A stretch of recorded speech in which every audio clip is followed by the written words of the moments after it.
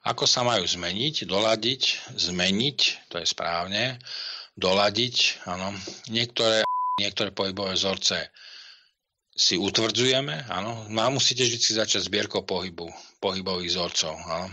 Ako sa pohybujú zvieratá, ako sa vôbec pohybuje príroda zvieratá, ako sa pohyboval praveký človek, prírodný človek, ako sa pohyboval rímsky človek, ako sa pohybovala myslel, ako sa pohybuje súčasný človek, ako sa pohybuje ezoterik, áno. Mladá osoba, dieťa, ako sa pohybuje stredný vek a dospelý vek, starectvo, ako sa pohybujú ľudia, ktorí sú nejak zdevastovaní. To z toho môže byť pekná zbierka, aby ste to chápali hlbšie. A ako sa pohybujú dlhoveky.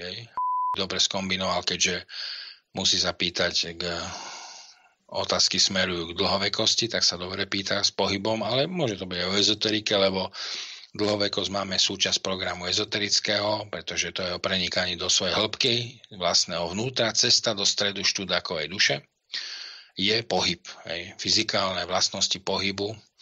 Minule sme sedeli a som vysvetľoval krv a krvné tlaky v lymfách, všetko a vysvetľoval som ich na základe fyzikálnych veličín tekutín pohybujúcich sa v potrubiach. Áno. Zložitá otázka podobne, kde srdce musíme chápať ako tlakovú pumpu a sval ako šmýchajúcu pumpu. Niečo, čo fyzicky zatočí handru, je žmýchajúci model, alebo to tak stlačí, že to vyžmýchate z toho, alebo rozdrtíte a potom tie prietoky špeciálne a vlastnosti tých prietokov, tekutín v uzavretých a otvorených a premostených systémov. Zložitá to záležitosť fyzika a biochemia tekutín v potrubných systémoch, že veľmi sa zložitá, náročná. Ale poďme k pohybu. Aj to bol pohyb, áno.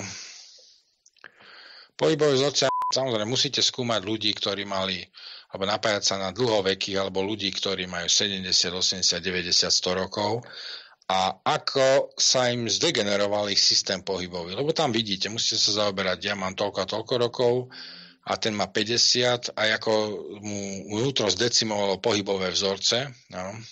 Samozrejme, budete sa musieť pozrieť do neurónovej oblasti, nervových zakončení, chemických senzorov na bunkách, aby ste to chápali neurologicky celé, pohyb chápania neurologicky, alebo hovorím vždycky, keď prišli ste cvičiť fyziologické cvičenia, ktorých základom je neurológia, stav nervoneurónových štruktúr v tele. V konečnom dôsledku je staroba, deštrukcia svalov, svalových tkaní, nervových zakončení a celej nervovej sústave, četne chemickej a biochemických štruktúr. Áno. A tomu chcete zabrániť. Dieťa, môžete mať porovnanie. Zbierky máte dieťa alebo deti, ktoré sa pohybujú správne a nesprávne a musíte zasávať do toho vývoja. Dieťa sa učí pohybovať sa. Dieťa má prirodzený návyk pohybovať sa ako zviera. Ľudia ho vychovajú, aby sa postavil na nohy, aby chodil na dvoch nohách, aby dokázal udržať rovnováhu.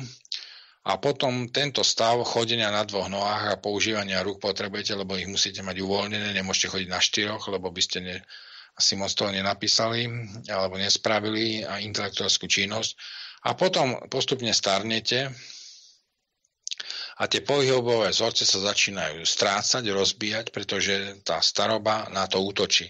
Dlhovekí ako moc nemajú porozbijané tieto pohybové vzorce, ale ten, čo krátko žil, kde patríte aj vy alebo ja, to neurážam, že krátkosrstý krátko žil, proste to je tak a nemáme čo sa baviť, lebo taká je realita, pravda a vtedy s ňou môžeme niečo robiť, to je zásada.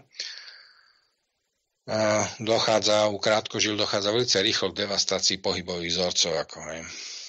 Či už pohyb a aktivita jemnej motoriky, kývadielka, pohyb tai chi, teda písanie na stroji, vyšívanie a takéto veci, malovanie, veľký pohyb, áno, to znamená v ňom aj systémy rovnováhy a schopnosti niečo reálne preniesť, spraviť a vykonať. Takže toto všetko tu je.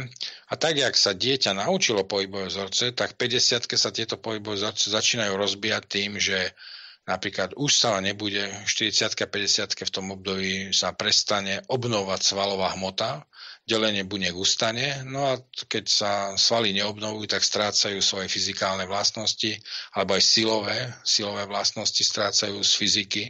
To znamená, nie sú schopné vykonať danú prácu v danom čase a priestore, vykonávajú pomaly, komplikovane a s chaosom. Hej.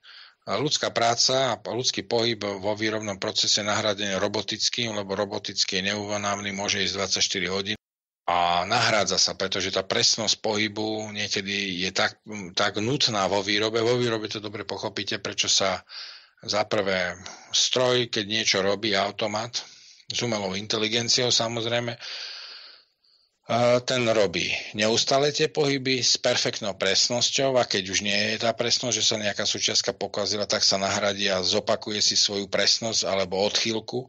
Človek, keď je mladý a vyvíja sa, tak je tiež nepresný, potom od 20., 30., 40. rok je presný v činnosti a všetky po 50. už je zase nepresný, padá mu to z rúk.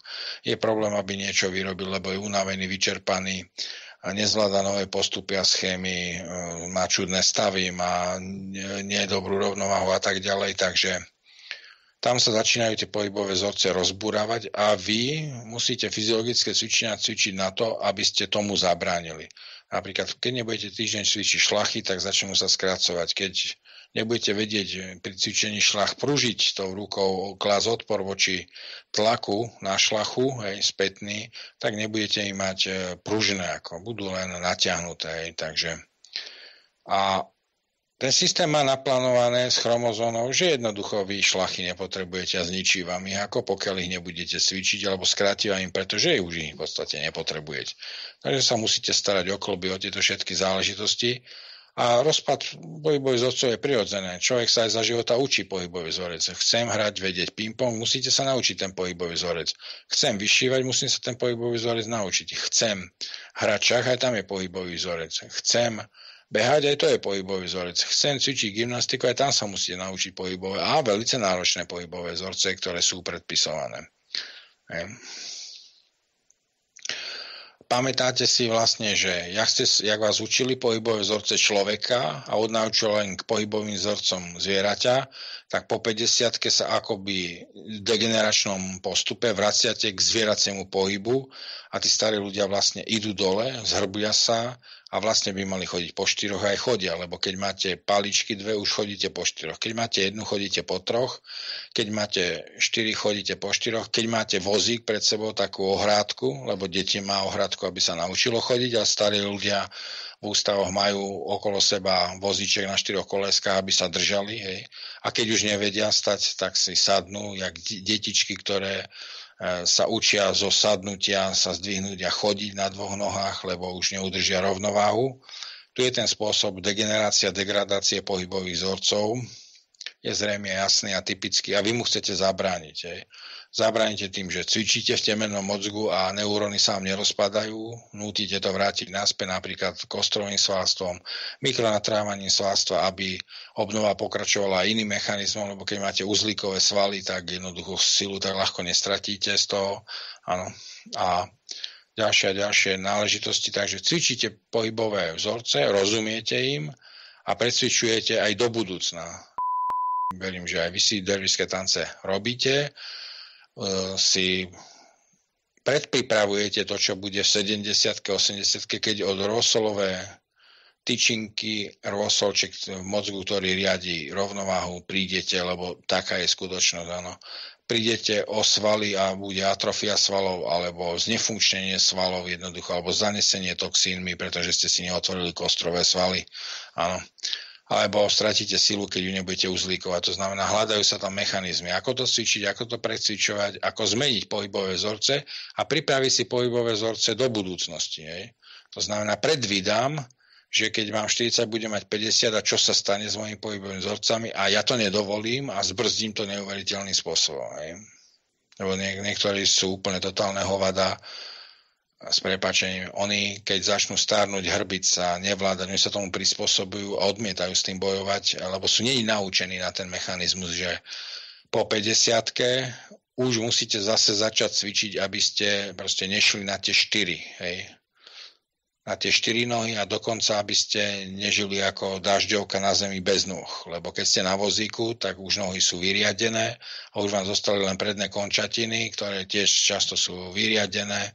To je už vrátiť sa do larválneho štádia v podstate, lebo už ruky a nohy nemôžete používať. Ne? Tak vás musí niekto nakrmiť a podobné veci.